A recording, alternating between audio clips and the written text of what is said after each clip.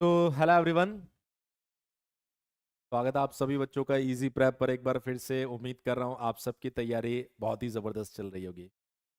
तो आज की इस क्लास में मैं एक बार क्लियर कर देता हूँ, वो सभी बच्चे जो सेमेस्टर एग्जामिनेशन की तैयारी कर रहे हैं उन सब बच्चों के लिए जो सब्जेक्ट इंजीनियरिंग मैकेनिक्स है, उस इंजीनियरिंग मैकेनिक्स को हम लोग शुरू कर रहे हैं। आपने देखा होगा कि बाकी सभी ब्रांचेस के लिए भी अब लाइव क्लासेस शुरू हो चुकी है, आप लोग एंजॉय भी कर रहे होंगे।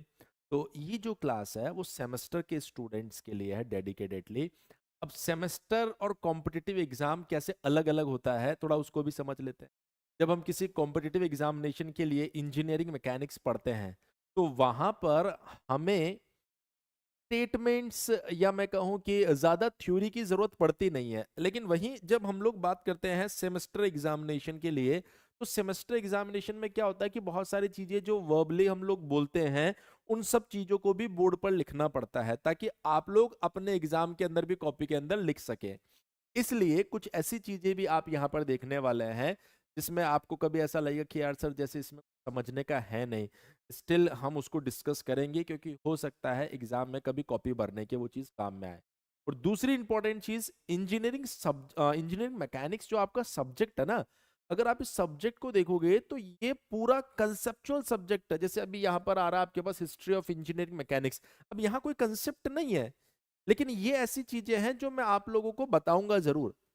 ये ऐसी चीजें हैं जो मैं आप लोगों को बताऊंगा जरूर क्योंकि इससे जुड़ी कोई ना कोई बात जो है वो आपको हो सकता है एमसीक्यू क्वेश्चन भी मिलता है उसमें देखने को मिल जाए, या हो सकता है कहीं आपके सेमेस्टर में इसकी नीड पड़ जाए।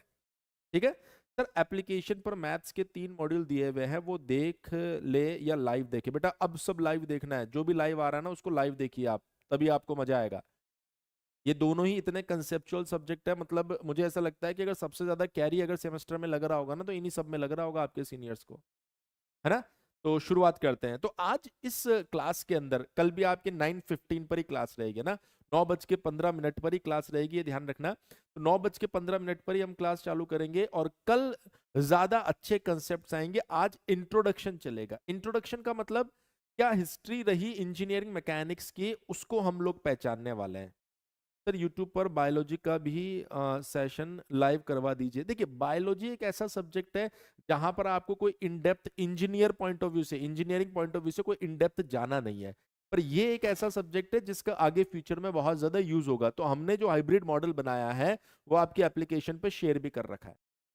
ठीक है, एग्जाम कब तक होगा ये सारी जानकारी आराम से देंगे। अभी हम लोग अपने टॉपिक को चालू करते हैं।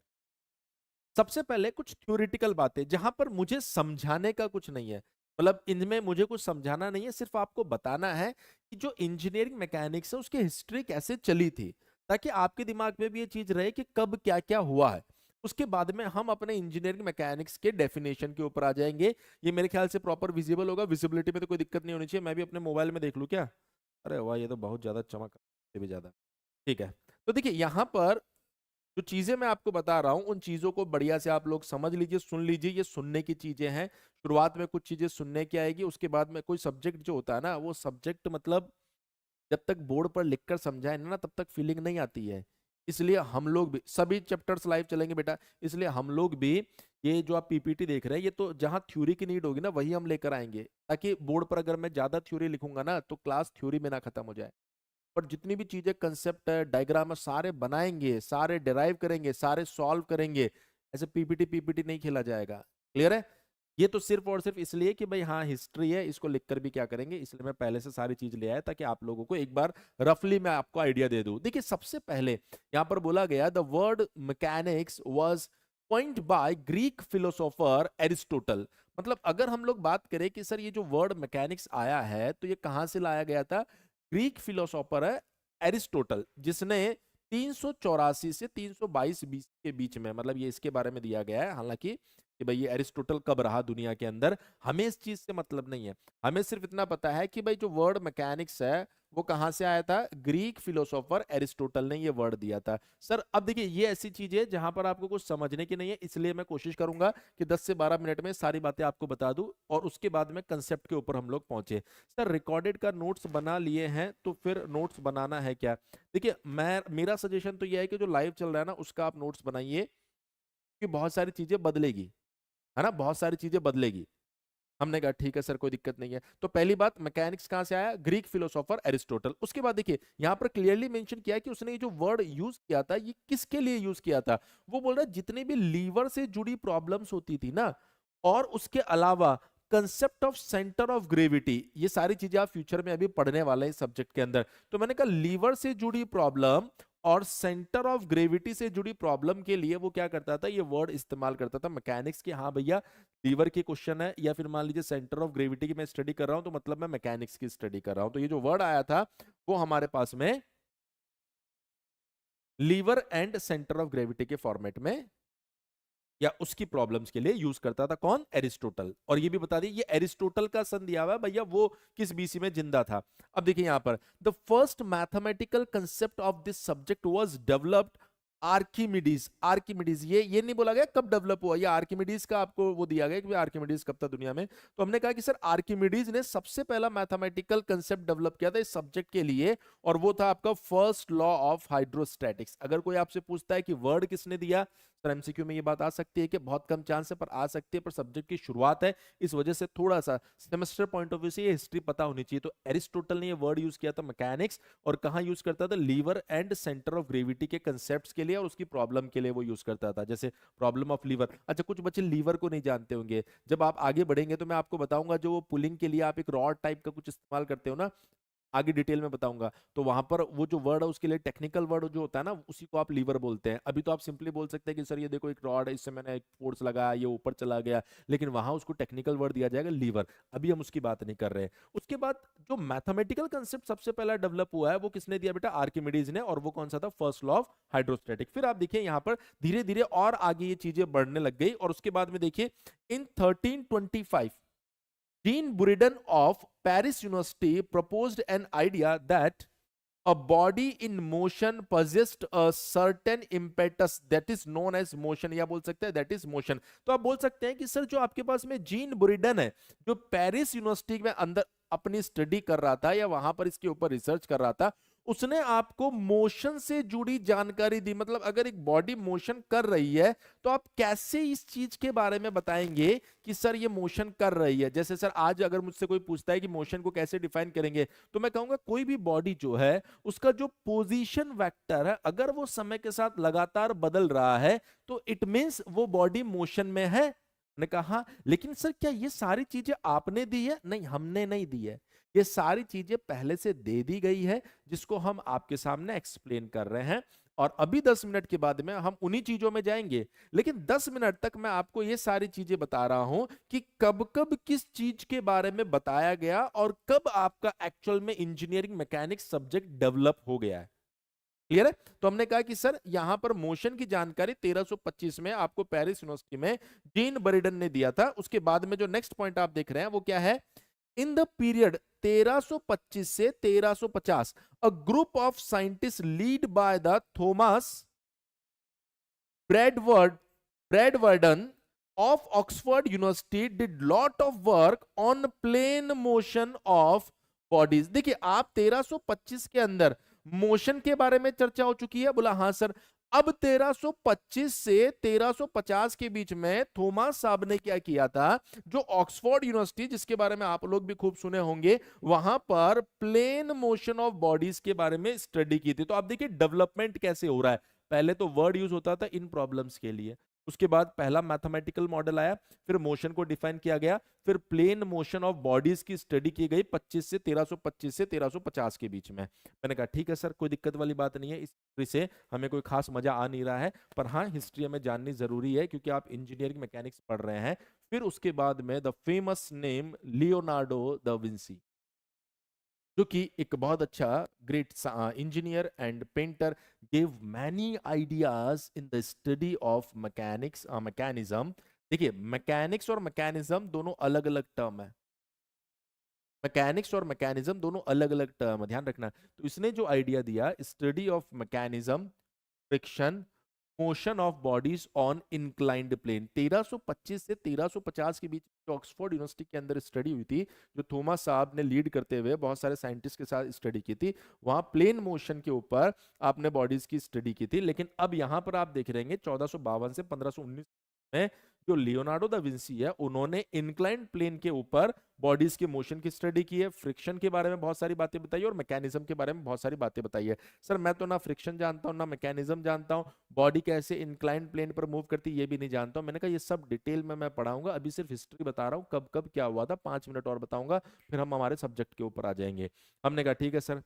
फिर आया गैलीलियो 1564 से 1642 के बीच में, establish the theory of projectile and gave rudimentary idea of inertia, मतलब लगभग लगभग बेसिक आइडिया आपने इनर्शिया का दिया। तो जो गैलीलियो है उसने, ये 1564 से 1642 के बीच में रहे थे, इन्होंने प्रोजेक्टाइल मोशन की थ्योरी दी। इसके अलावा जो इनर्शिया जिसके बारे में आप लोग अभी आगे पढ़ेंगे, वो इनर्शिया का कुछ कुछ आइडियाज दिया था। ऐसा नहीं कि भाई पूरा का पूरा इनर्शिया इन्होंने क्लियर किया था, ये हम नहीं बोल रहे, कुछ आइडिया इन्होंने दिया था और कब दिया था वो मैंने आपको यहां पर बता दिया। उसके बाद में आप देखिए ह्यूजिन्स, इन्होंने 1629 से 1695 के बीच में analysis of motion of a pendulum, वो आप देखते थे ना कि एक पेंडुलम एक रस्सी से लगाकर आप आज के टाइम पर भी उसके ऊपर बहुत सारे, कभी उसके ऑसिलेशन निकालते हो, कभी उसका टाइम पीरियड निकालते हो।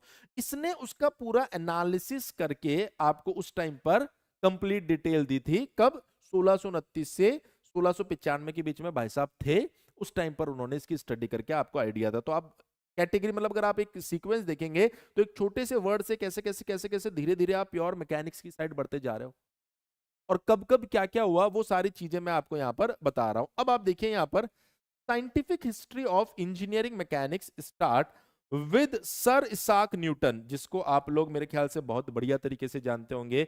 जो आप न्यूटन न्यूटन करते हो उनको सर की उपाधि दी गई है, इनका पूरा नाम इसाक न्यूटन है, जिसको हम सर इसाक न्यूटन की जो उपाधि दी गई है। He introduced the concept of force. अभी जब आप इंजीनियरिंग मैकेनिक्स शुरू करेंगे तब आपको पता चलेगा कि सर यहां पर जो फोर्स और जो मास है उसके बिना पूरा मैकेनिक्स ही नहीं है। इस वजह से यहां पर आप देखिए बहुत सारी नई नई बातें इन्होंने बताई है, इसकी वजह से इनका बहुत बड़ा रोल है साइंस के अंदर, इस वजह से यहां पर सर इसाक न्यूटन रखा गया जबकि इनका नाम इसाक न्यूटन है। तो इन्होंने आपको concept of force and mass and gave laws of motion, laws of motion, पूरा मैकेनिक्स इन 3 वर्ड के आसपास चलने वाला, पूरा मैकेनिक्स इन 3 वर्ड के आसपास चलने वाला है। सर एक रिक्वेस्ट है, मैं उड़ान बैच लिया हूं और सुमित सर से नेटवर्क पढ़ाएंगे, सब पढ़वाएंगे, चिंता मत करो। काहे चिंता कर रहे हो भाई, अभी सुमित सर सेमेस्टर वालों को तो पढ़ा ही रहे हैं, है ना। बोला ठीक है सर, बहुत बढ़िया। इसाक न्यूटन साहब की बात भी समझ में आ गई, 2 लोगों को और जान लेते हैं। James Watt introduce the terms horse power, horse power word आपने सुना होगा, for comparing performance of his engine. James Watt ने, आपको पता है स्टीम इंजन की कहानी आप सब लोगों ने सुनी होगी, बोला हाँ जी सर सुनी है। तो वहां पर उसने अपने इंजन की परफॉर्मेंस को कंपेयर करने के लिए आप लोगों को एक टर्म दिया था, हॉर्स पावर। आप लोगों को क्या टर्म दिया था बेटा? हॉर्स पावर टर्म दिया था। मैंने कहा हाँ ठीक है, तो ये इन्होंने दिया था। उसके बाद में जॉन बर्नौली, बर्नौली को कौन नहीं जानता, तो इन्होंने बोला है कि enunciated the principle of virtual work. Sir ये वर्चुअल वर्क क्या होता है? अगेन ये भी आपके पास में बहुत अच्छा टॉपिक है और अच्छा चैप्टर आपके सिलेबस में दिया गया है, के बारे में भी हम लोग चर्चा करने वाले हैं। तो ओवरऑल अगर आप थोड़ी सी पिक्चर देखें तो मैकेनिक्स वर्ड पहली बार कब यूज हुआ है, सर क्यों यूज हुआ करता था, वहां पर फर्स्ट मैथमेटिकल मॉडल कब डेवलप हुआ, उसके बाद में आपने देखा प्लेन मोशन कब आया, इंक्लाइंड मोशन कब आया, फ्रिक्शन कब आया, सिंपल पेंडुलम कब आया, और उसके बाद में force, mass, Newton's laws of motion कब आया, हॉर्स पावर की बात कब हुई, और उसके बाद में वर्चुअल वर्क की कहानी कब आई। तो ये थोड़ी सी हिस्ट्री थी जो आपको पता होनी चाहिए थी, बस इतनी सी बात है। अब जितनी भी चीजें आएगी ना सारे के सारे कंसेप्चुअल कहानी है। क्या सर? सर अब ये हिस्ट्री तो आपने बता दी, तो अब जो हमारे सामने पॉइंट आया वो कौन है सर? वो है इंजीनियरिंग मैकेनिक्स, इंजीनियरिंग मैकेनिक्स। तो पहला क्वेश्चन आता है कि सर आपने टूटे फूटे वर्ड्स तो समझा दिए हमने, क्या क्या थे सर टूटे फूटे वर्ड? टूटे फूटे वर्ड सर ये बता रहे थे कि कब कौन आया, कब फोर्स आया, कब मास आया, कब हॉर्स पावर आया, कब लीवर आया, कब लॉज ऑफ हाइड्रोस्टैटिक आया, वो सारी बात तो हमें समझ में आ गई। बट अगर हम लोग देखें तो इंजीनियरिंग मैकेनिक्स है क्या? अब 2 बातें आप ध्यान रखना, एक चीज समझना, एक उसको प्रॉपर एक्सप्लेन करना, और तीसरा इंपॉर्टेंट पॉइंट उसको उसी तरीके से एग्जाम में जाकर लिख कर आना, है ना, उसको उसी तरीके से एग्जाम में जाकर लिख कर आना। बेटा मैंने आपका कमेंट पढ़ लिया है, चिंता मत करो, है ना, सुमित सर से करवाएंगे, घबराओ मत। तो हमने क्या बोला सर यहाँ पर, इंजीनियरिंग मैकेनिक्स है क्या? तो बोला सर हमने पहले भी आपसे मैकेनिक्स पढ़ा, जहां पर आपने 2-3 बातें बताई थी, और कुछ बच्चे ऐसे हैं जिन्होंने मैकेनिक्स नहीं पढ़ा होगा, तो उनको भी मैं बता देता हूं। लेकिन ध्यान रखना, कॉम्पिटिटिव एग्जाम में चीजों को सीखना और सेमेस्टर को लिखने में फर्क है। मैंने कहा देखो क्या होता है कि 2-3 चीजों को पहचानिए, what is science and what is scientist and what is applied science. मैंने कहा साइंस क्या है, जहां पर नए नए प्रिंसिपल्स आप बना रहे हो। साइंटिस्ट कौन है, जो एक्चुअल में बना रहा है। And who is engineer, engineer कौन है सर, इंजीनियर उन प्रिंसिपल्स को डेली लाइफ में बोल सकते हो, या फिर बोल सकते हो उन प्रिंसिपल्स को यूज करके साइंस के एप्लीकेशन के ऊपर काम कर रहा है। सर कैसे, सर जी वो पास्कल्स लॉ हमने पढ़ा था। मैंने कहा हाँ, पास्कल्स लॉ किसी इंजीनियर ने, मतलब मैंने और आपने नहीं बनाया होगा, लेकिन जब आप देखेंगे हाइड्रोलिक प्रेस के बारे में आप लोगों ने सुना होगा, बोला हाँ सर सुना होगा, तो वो कैसे चल रहा है सर, वो पास्कल्स लॉ के बेसिस चल रहा है। मैंने कहा हाँ, तो पास्कल्स लॉ एक प्रिंसिपल हो गया, लेकिन उसका यूज जो हो रहा है, उसका जो एप्लीकेशन हो रहा है, वो एक इंजीनियर ही करता है। तो साइंटिस्ट भले ही उसको बना रहा है, लेकिन उसको अप्लाई, उसको आप बोलेंगे सर उसका एप्लीकेशन कौन यूज कर रहा है, या उसका एप्लीकेशन कौन दिखाएगा दुनिया को, सर वो दिखा रहा है आपका एक इंजीनियर। तो आपका और हमारा काम क्या है, उन प्रिंसिपल्स और इस तरह के जितने भी लॉज और प्रिंसिपल बने हैं उनकी एप्लीकेशन के ऊपर चर्चा करना है। तो ओवरऑल आपको 2-3 वर्ड्स, साइंस, साइंटिस्ट और इंजीनियर, तीनों का रोल समझ में आ गया होगा। एक जो प्रिंसिपल बनाता है साइंटिस्ट, साइंस जिसमें प्रिंसिपल बनाए जा रहे हैं, इंजीनियर जो उनको यूज करने वाला। क्लियर है?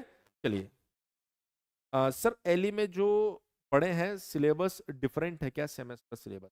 देखो एक चीज मैं आपको बता देता हूँ, एली में आपने थोड़ा सा अलग तरीके से पढ़ा था, और सेमेस्टर में थोड़ा सा आपको अलग तरीके से और अलग तरह के क्वेश्चंस देखने को मिले, है ना। टॉपिक वही होगा, लेकिन अप्रोच, डेफिनेशंस, स्टेटमेंट्स, लॉस और न्यूमेरिकल चीजें ये बदल जाएगी, है ना। जैसे अभी वही बात मैं आपको बता रहा था, तो ये 3 वर्ड आपको समझ में आ गए होंगे। मैंने कहा ठीक है सर 3 वर्ड हमें समझ में आ गए, अब ये इंजीनियरिंग मैकेनिक्स है कौन, तो मैं आपको बता देता हूँ इंजीनियरिंग मैकेनिक्स को हम कैसे डिफाइन करते हैं। देखिए जब हम इंजीनियरिंग मैकेनिक्स को डिफाइन करते हैं तो आप सिंपली क्या बोलेंगे, it is study of state of state of rigid body under application of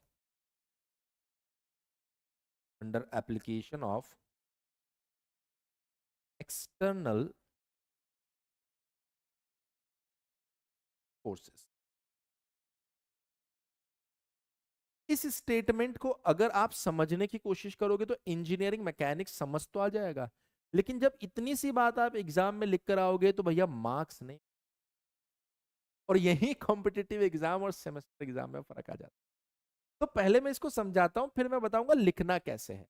तो मैंने कहा कि सर इंजीनियरिंग मैकेनिक्स है क्या, बोला सर ये एक ऐसा सब्जेक्ट है जहां पर आप रिजिड बॉडी, आप देखिए यहां पर क्या बोला गया है, यहां पर क्या बोला गया, स्टेट ऑफ रिजिड बॉडी। तो रिजिड बॉडी पर जब एक्सटर्नल फोर्स आप लगाएंगे तो उसकी क्या स्टेट होने वाली,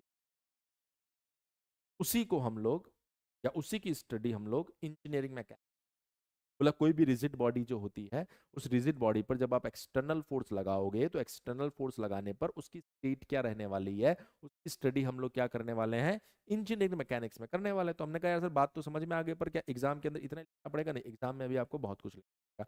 अब इसी बात को सर उसकी जब मैं स्टडी करूंगा तो सर मुझे वहां पर बहुत सारी मैथमेटिकल इक्वेशन लगानी, बिल्कुल लगानी पड़ेगी।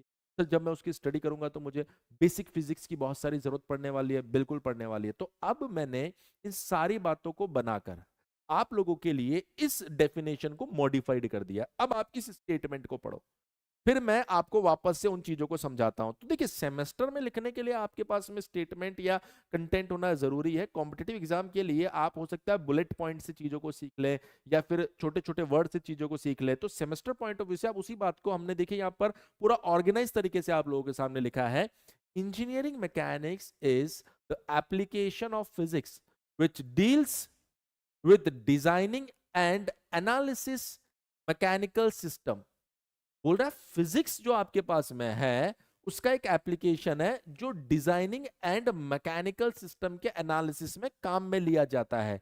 It is a branch of engineering that combines the principle of physics and mathematics to solve problems in mechanics. आप बोल सकते हैं कि सर जो मैकेनिक्स से जुड़ी चीजें होती है उसके अंदर जो भी प्रॉब्लम्स या कंसेप्ट्स आते हैं उसको आप मैथ्स एंड फिजिक्स की मदद से क्या कर रहे हैं, सॉल्व कर रहे हैं. और ये सारी चीजें आप किस में कर रहे हैं बेटा, इंजीनियरिंग मैकेनिक्स में कर रहे हैं.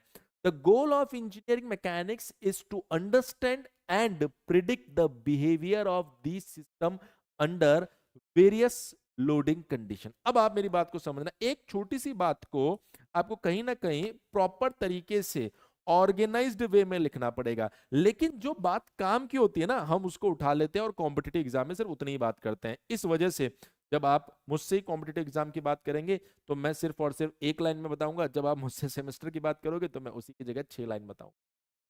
अब आप समझेगा जरा इस बात को, यही लाइन है जिसको मैं यहां पर लिख रहा हूं. It is study of state of rigid body under application of x. ये क्या बोल रहा है कि सर इंजीनियरिंग मैकेनिक्स क्या है एक्चुअल.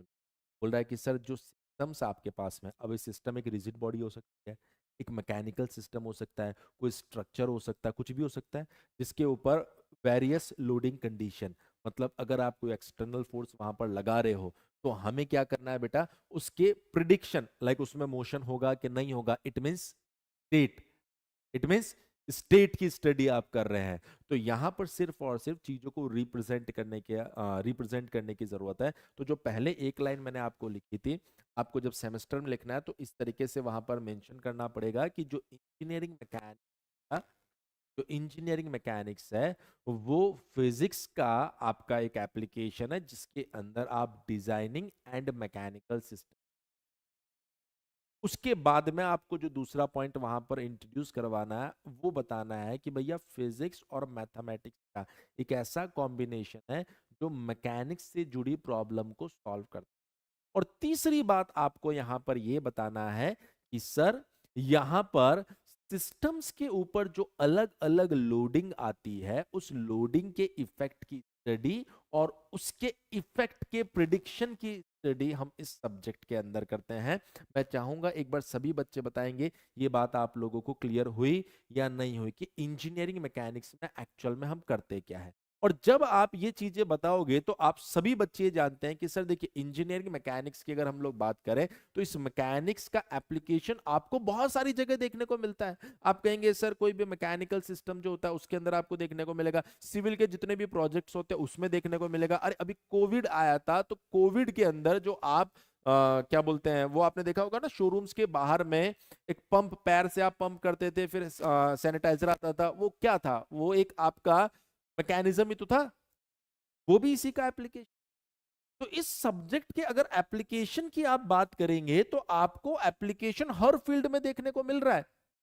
तो आप वहां पर मेंशन करेंगे it is used in various field including aerospace engineer. अच्छा आपको ये नहीं बताना एरोस्पेस इंजीनियरिंग में कैसे यूज, ये आपका पार्ट नहीं है, पर हाँ आपको ये बात बताना है कि एरोस्पेस इंजीनियरिंग में यूज होगा, बायोमेडिकल इंजीनियरिंग में यूज होगा, केमिकल इंजीनियरिंग में, सिविल इंजीनियरिंग, ये तो बहुत कॉमन है जो आप जानते हो, इलेक्ट्रिकल इंजीनियरिंग, मैकेनिकल इंजीनियरिंग, ध्यान रखना सबके अंदर ये यूज होता है, सबके अंदर ये यूज होगा. It plays an important role in designing and analysis of many mechanical system such as aircraft, automobile, bridge, building, machinery, pipeline, ship, satellite and spacecraft. मतलब ओवरऑल आप देखेंगे कि सब जगह पर आपको इंजीनियरिंग मैकेनिक्स का रोल देखने को मिल रहा है. तो सर अल्टीमेटली आप कहना क्या चाहते हो, मैं आपको दो बातें बताना चाह रहा हूं. जब आप सेमेस्टर एग्जाम की तैयारी कर रहे हो तो वहां पर चीजों को समझना और उसके बाद उन चीजों को बेहतर तरीके से रिप्रेजेंट करना वो बहुत ज्यादा जरूरी है. अगर आप बेहतर तरीके से रिप्रेजेंट नहीं करेंगे तो मैं आपको ये गारंटी दे रहा हूं फिर आपको प्रॉपर मार्क्स वहां पर मिलने वाले नहीं है. आप सब कुछ जानते हो. आप देखिए ये मैंने सेमेस्टर के बच्चों के लिए ये मैंने पूरा कंटेंट यहां पर तैयार करके आप लोगों के सामने रखा. वही अगर आप कॉम्पिटिटिव एग्जाम के अंदर आते तो मेरे लिए सिर्फ ये एक लाइन है ये एक लाइन है, बस यही बताता हूं मैं. कि भैया यहीं से बढ़ना है आपको आगे। लेकिन जब आप सेमेस्टर एग्जाम में आओगे तो आपको ये सारी बातें लिखनी, सारी बातें जब लिखोगे तब जाके वहां पर मार्क्स मिलने वाले हैं। एक बार सभी बच्चे कमेंट करके बताओ इतनी बात आपको समझ है। वो बच्चे जो कमेंट नहीं कर पा रहे हैं उनको मैं बता देता हूँ कि जब तक आप कमेंट नहीं करेंगे बेटा, जब तक आप सब्सक्राइब नहीं करेंगे आप कमेंट नहीं कर पाएंगे। सर हमें क्या समझ में आया? सर जी हमें ये बात समझ में आ गई कि अगर कोई हमसे ये बात पूछता है, अगर कोई हमसे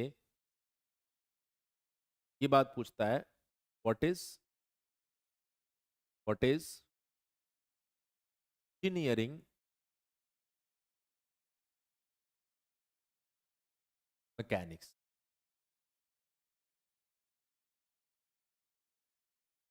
इसका जवाब आप लोगों को मिल चुका है। इसका जवाब आप लोगों को मिल चुका है। मुझे नहीं लगता किसी बच्चे को अब इसके अंदर कोई कंफ्यूजन है। अब हम लोग थोड़ा सा आगे इसकी स्टडी करते हैं। मैंने कहा सर जब हम इंजीनियरिंग मैकेनिक्स की बात करेंगे, जब हम इंजीनियरिंग मैकेनिक्स की बात करेंगे, मेजरली इस लोग दो ब्रांचेस करवाते हैं इंजीनियरिंग मैकेनिक्स। ऊपर लिख देता हूँ इस बात को। Basically, basically we can divide this subject in two major parts, two major parts। Engineering mechanics है क्या, ये बात आपको समझ। अब बात आ रही है कि सर इंजीनियरिंग मैकेनिक्स को आप दो पार्ट में डिवाइड कर सकते हो। कौन कौन से वो दो पार्ट होंगे? आपने लिखा है यहां पर इंजीनियरिंग मैकेनिक्स। थोड़ा सा अलग तरीके से अप्रोच करना पड़ता है सब्जेक्ट पर। थ्योरेटिकली भी ध्यान रखना पड़ता है और कंसेप्चुअली भी हमें ध्यान रखना पड़ता है ना। तो हमने क्या बोला कि सर दो पार्ट है यहाँ। नंबर वन, पहला पार्ट स्टैटिक्स, स्टैटिक्स। दूसरा part dynamics, statics and dynamics. देखिए बहुत सी बार जब हम अलग अलग बुक्स को देखते हैं, जब हम अलग अलग यूट्यूब चैनल्स को देखते हैं, तो वो क्या करते हैं इस इंजीनियरिंग मैकेनिक्स का जब पार्टीशन करते हैं तो वो बताते हैं देखो ये फ्लूइड है, ये स्ट्रेंथ ऑफ मटेरियल है और ये सेगमेंट इंजीनियर। तो आपको घबराने की जरूरत नहीं है, वो अभी हमारे पास में भी आएगा। पर अभी आज की इस क्लास में सिर्फ बेसिक इंट्रोडक्शन की, बेसिक इंट्रोडक्शन की जब हम चर्चा करेंगे तो वहां पर अभी हम लोग उन पॉइंट्स के ऊपर नहीं जाएंगे। हमने देखा बहुत सारी रेफरेंस बुक में बात में ही आ जाता है भैया मैकेनिक्स जो है ये चार पार्ट कर देंगे और बताएंगे ये फ्लूइड मैकेनिक्स, ये स्ट्रेंथ ऑफ मटेरियल और ये वाला पोर्शन आपका इंजीनियरिंग मैकेनिक्स है जिसकी आपको स्टडी करनी है। पर हम थोड़ा सा अलग तरीके से, है ना। तो हमने बोला कि सर दो पार्ट है हमारे पास में, एक स्टैटिक्स और एक हमारे पास में क्या डायनामिक्स। तो अब यहाँ पर सर ये स्टैटिक्स होता क्या है देखना जरा। सर ये स्टैटिक्स होता क्या है, तो अब देखिए स्टैटिक्स। जब आपने कहा कि सर इंजीनियरिंग मैकेनिक्स एक ऐसा सब्जेक्ट है जिसके अंदर हम ये स्टडी करते हैं कि जब किसी रिजिड बॉडी के ऊपर, जब किसी रिजिड बॉडी के ऊपर एक्सटर्नल फोर्स लगने पर जो बॉडी है वो किस तरीके का स्टेट दिखाएगी, किस तरीके का स्टेट दिखाएगी। हो सकता है कि सर वो मूव करने लग जाए, इट मे बी पॉसिबल कि वो रुक जाए। तो उसी के बेसिस पर यहां पर बात की गई है स्टैटिक एंड डायनामिक। यानी इंजीनियरिंग मैकेनिक्स का वो पार्ट, इंजीनियरिंग मैकेनिक्स का वो पार्ट के अंदर रेस्ट में रखी गई कोई बॉडी जो होती है उसकी स्टडी की जाती है। रेस्ट में रखी हुई बॉडी की स्टडी की जाती है। क्लियर है? सर लाइव क्लासेस रेगुलरली होगा क्या? बिल्कुल लाइव क्लासेस रेगुलरली होगा ना, रेगुलर लाइव क्लासेस होगी, है ना। तो सर स्टैटिक्स क्या है, तो मैं आपको बताता हूं यहां पर स्टैटिक्स के बारे में कैसे डिफाइन करेंगे। It is part of engineering mechanics in which we study, we study about a body when it is in rest. Engineering mechanics का वह पार्ट, या बोल सकते हो इट इज ब्रांच ऑफ, वह ब्रांच जिसके अंदर कोई बॉडी अगर रेस्ट में है तो उसकी जो स्टडी की जाएगी वो इस स्टैटिक्स के अंदर की जाएगी। हमने कहा कि सर फिर डायनामिक्स में क्या की जाएगी? बोलो सर डायनामिक्स के अंदर अगर आप बात करेंगे तो 2 नंबर पॉइंट देखिए, 2 नंबर पॉइंट देखेंगे यहां पर, क्या आ गया हमारे पास में? Dynamics, dynamics again it is branch of engineering mechanics, it is branch of engineering mechanics in which we study about, we study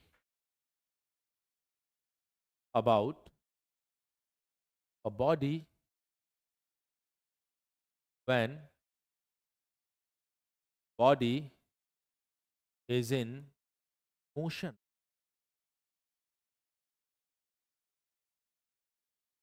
बोल रहा है कि सर डायनामिक्स में इंजीनियरिंग मैकेनिक्स की वो ब्रांच जिसके अंदर यदि एक बॉडी मोशन में है तो उसकी स्टडी की जाती है, उसे हम डायनामिक्स। डायनामिक्स को बाद में हम फिर से 2 कैटेगरीज में डिवाइड कर सकते हैं। Number 1 kinematics, number 2 kinetics. अब सर काइनेमेटिक्स क्या होता है? जैसे मान लीजिए ये बॉडी यहां पर रखी हुई है, ये बॉडी यहां पर रखी हुई है और मैंने आपसे पूछा कि मैंने F1 फोर्स इधर से लगाया और F2 फोर्स इधर से लगाया, F1 की वैल्यू 10 न्यूटन है, तो बताओ F2 की वैल्यू कितनी होगी? तो आपने कहा सर बॉडी, मैंने कहा रेस्ट में है। तो बोला सर अगर बॉडी रेस्ट में है तो इसकी स्टडी अगर मैं करूंगा तो किसके बेसिस पे करूंगा? बोला इसकी स्टडी आप स्टैटिक्स के अंदर करने वाले हैं सर, क्योंकि बॉडी किस में है बेटा? यहाँ पर रेस्ट में है। मैंने कहा ठीक है सर। फिर मैंने कहा कि सर एक बॉडी है जो कि मूव कर रही है, बताओ सर इसकी वेलोसिटी क्या है? तो आपने कहा अच्छा सिर्फ वेलोसिटी की बात करनी है? बोला एक्सेलरेशन भी बता दो सर। मैंने कहा अच्छा सिर्फ एक्सेलरेशन की बात करनी है?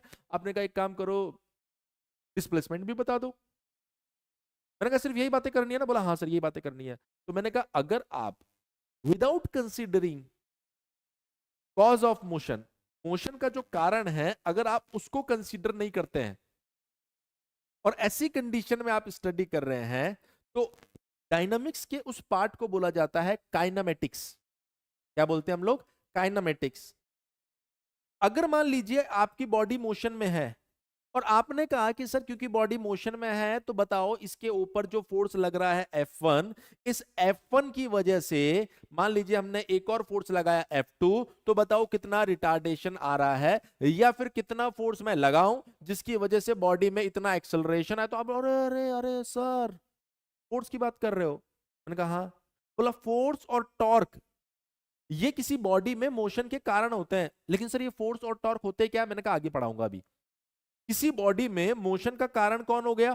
फोर्स और टॉर्क। बोला हाँ सर। अब ये फोर्स और टॉर्क जिसकी वजह से बॉडी मोशन में आ रही है तो आपने मोशन के कारण को कंसीडर कर लिया, और अगर आप मोशन के कारण को कंसीडर कर रहे हैं इसका मीनिंग यह है कि now you are considering the cause of motion.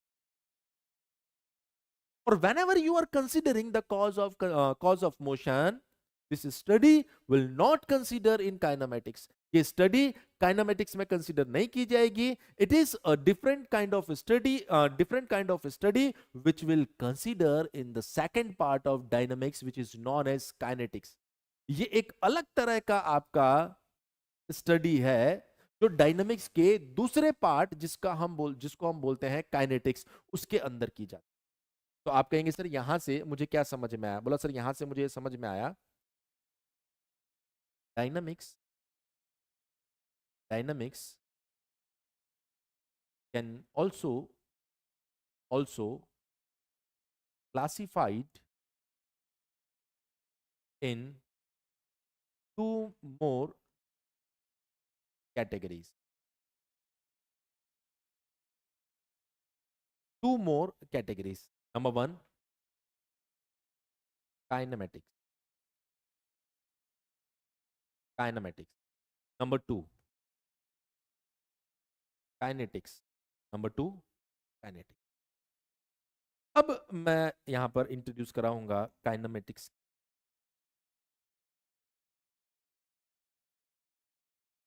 Kinematics. Sir what is kinematics? ध्यान से आप कहेंगे सर इट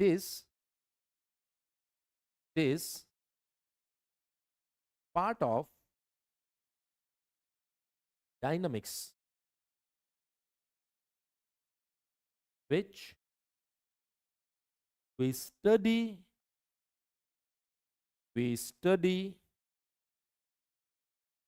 about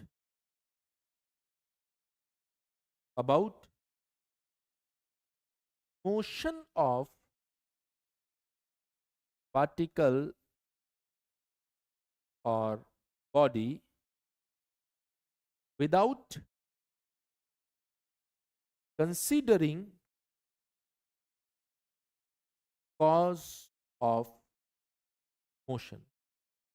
मोशन का कारण आप यहां पर कंसीडर नहीं करेंगे. मैं चाहूंगा एक बार सभी बच्चे कमेंट करके बताएंगे मेरी बातों को समझ पा रहे हो कि नहीं समझ. मैं पूरी कोशिश कर रहा हूं एक एक आप लोगों के लिए बोर्ड पे लिखूं, आपको बढ़िया से एक एक चीज समझाऊं. सर मोशन का कारण कौन होता है? तो आपने यहां पर इस बात को लिखा, any body in motion of any body, the main cause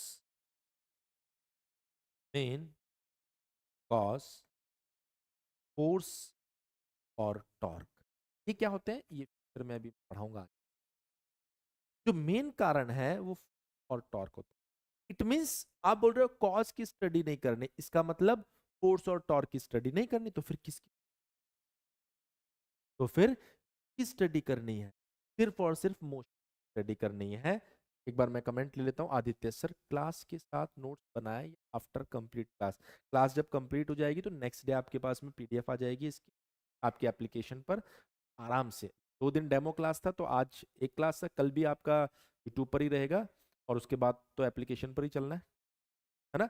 आपकी पीडीएफ अपलोड होती रहेगी तो आप आराम से बाद में नोट्स. अभी मत बनाओ,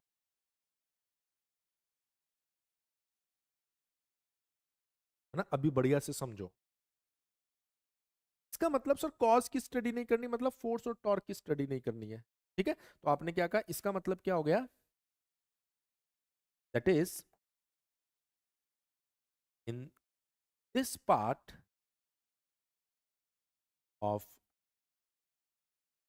dynamics we will not study about force and torque. समझ में आ गई बात? हमें इसमें कोई दिक्कत वाली बात नहीं. तो फिर स्टडी किसकी करते हैं जब फोर्स और टॉर्क की नहीं करती है? तो आपने कहा कि sir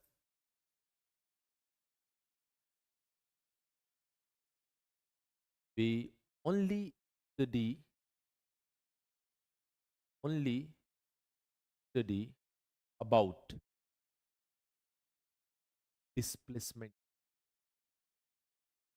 displacement comma velocity comma acceleration comma. अब ये डिस्प्लेसमेंट वेलोसिटी एक्सेलरेशन लीनियर भी हो सकते हैं और एंगुलर भी हो सकते हैं. एटसेट. सर जब लीनियर बॉडी लाइक अगर एक बॉडी जो है आपके पास में आप कहेंगे सर फॉर लीनियर ट्रांसलेशन या फिर आप सिंपली बोल सकते हो फॉर ट्रांसलेशन. फॉर अब ये ट्रांसलेशन क्या होता है ये बेटा आगे आएगा तो जल्दबाजी. For translational motion. मान लीजिए ये एक बॉडी है आपके पास, अब अगर ये ट्रांसलेशनल मोशन है, मतलब इस तरह का कोई रोटेशन नहीं है, ये ऐसे आगे जा रही होगी, कहाँ से, इसका अपना एक डिस्प्लेस, अपनी एक वेलोसिटी होगी, इसका अपना एक एक्सेलरेशन। जब भी आप जब भी आप सेमेस्टर एग्जामिनेशन की बात करो तो एक बात ध्यान रखिएगा, जैसे एक्स वी ए मैंने लिख दिया, तो यहां पर आपको मेंशन करना पड़ेगा where X is linear translation, linear translation, where v is linear velocity, linear velocity, where a is linear body translation. For translation motion in this type of motion, we study about linear parameter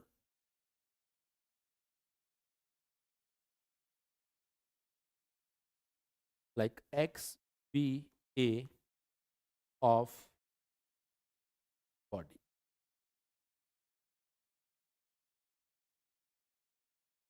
clear है? नहीं बेटा, वो मैं खुद solve करवाऊंगा, add करने से काम नहीं चले। बिल्कुल ऋषभ, और सिर्फ मैकेनिक्स का ही नहीं, बाकी सब्जेक्ट का भी तो चल ही रहा है ना लाइफ, है ना? कि सेमेस्टर थोड़ा सा डिफरेंट चीज है, अगर आपको बढ़िया परफॉर्म जैसा हम सिखा रहे हैं उस तरीके से आपको वहां हमने कहा दिक्कत नहीं है। पहला पार्ट था सर, क्या हो गया था बेटा? पहला पार्ट है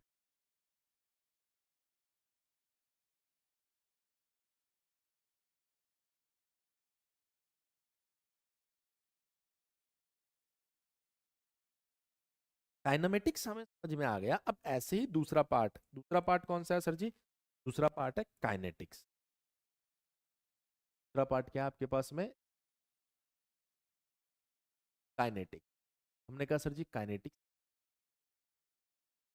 अभी अभी आपने बताया था it is part of dynamics in which sir notification, अरे ये तो यूट्यूब पर चल रहा है, 2 दिन आपका डेमो क्लास यूट्यूब ना, तो वैसे ऐप पर लिंक भी जाता है, उसके बाद तो ऐप पर चलेगा।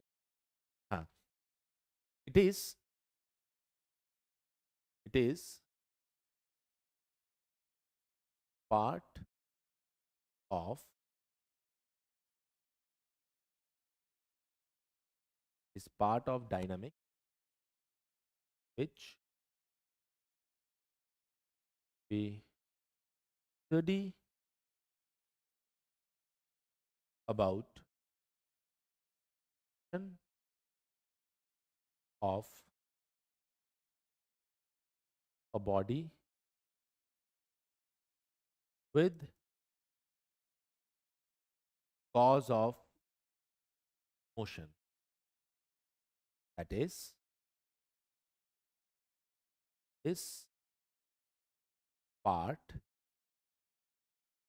we also study about force,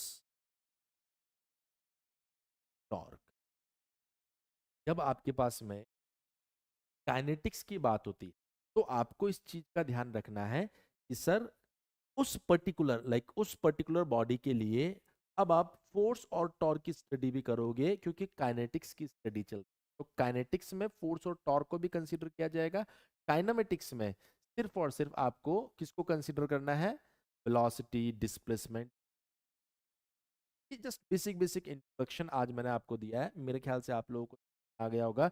अब कल जब हम लोग इसके अंदर आएंगे तो पूरी कहानी जो है ना वो डेप्थ में चलने वाली है। मतलब अब आप धीरे धीरे आप ये देखोगे रिजिड बॉडी क्या होती है के बारे में कुछ चीजें मैं आपको समझाऊंगा, फोर्स क्या होता है वो समझाना पड़ेगा, डिफॉर्मेशन क्या होता है वो समझाना पड़ेगा, टाइप्स ऑफ फोर्स क्या है, फोर्स सिस्टम क्या है, सबको एकदम डिटेल में आप लोगों को पढ़ना पड़ेगा। और इस तरीके से प्रॉपर आपको नोट्स बनाने पड़ेंगे। जब आप नोट्स बनाएंगे तो आपको ये सारी चीजें समझ में आएगी। और डायग्राम जहाँ जरूरत पड़े, जैसे यहाँ पर आप बता सकते हो सर ये एक बॉडी है मेरे पास में और इस बॉडी के ऊपर मान लीजिए इधर कोई फोर्स लग रहा है F1, इधर कोई एक्सेलरेशन आ रहा है, तो इस तरह का जो स्टडी होगा ना जिसमें देखिए एक्सेलरेशन भी आ रहा है, फोर्स भी आ रहा है, उसको हम लोग काइनेटिक्स के अंदर कंसीडर। बाकी क्लास ऐप पर होता है या ऐप पर होता है बेटा, है ना?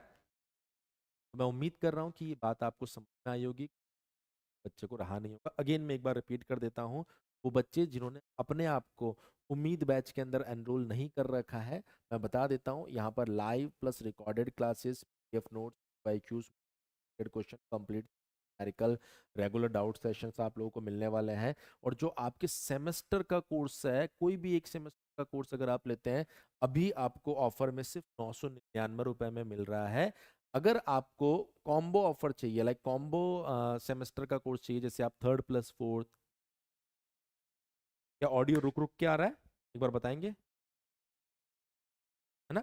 अगर मान लीजिए आपको third plus fourth, first plus second, fifth plus six, इस तरीके से कॉम्बो में आपको बैच चाहिए, तो उसमें क्या फीचर्स है, जैसे मान लीजिए अभी आपका थर्ड सेमेस्टर चल रहा होगा, तो उसमें थर्ड का कोर्स रहेगा, और जैसे आपका थर्ड खत्म होगा ऑटोमेटिकली फोर्थ वहां पर आपको दिखेगा। वो 3999 वाला जो बैच है वो 1799 रुपए में आपको मिल जाएगा। मान लीजिए आपके दिमाग में किसी तरह का कोई डाउट रहता है कि सर मुझे कुछ क्वेरी है, तो आप हमारे हेल्पलाइन नंबर 7014639318 के ऊपर कॉल कर सकते हैं। अर्ली बर्ड्स ऑफर है, थोड़े टाइम के बाद में आप देखेंगे इस तरह के ऑफर। क्या आप जानते हैं कि लोग रिकॉर्डेड इससे 5 गुना फी में बेच रहे हैं? हम आपको लाइव और आप इस क्वालिटी को कंपेयर कर सकते हैं किसी भी बात में, तो आपको पता चलेगा किस तरीके का कंटेंट हम। चलिए, थैंक यू सो मच। मैं उम्मीद कर रहा हूँ आप लोगों ने इस क्लास को जरूर एंजॉय किया होगा। कल सेम टाइम पर हम मिलेंगे और इसके दूसरे लेक्चर को भी हम लोग पढ़ेंगे, जहां पर रियल मैकेनिक्स आप लोगों को देखने को। चलिए, थैंक यू सो मच, बने रहिए हमारे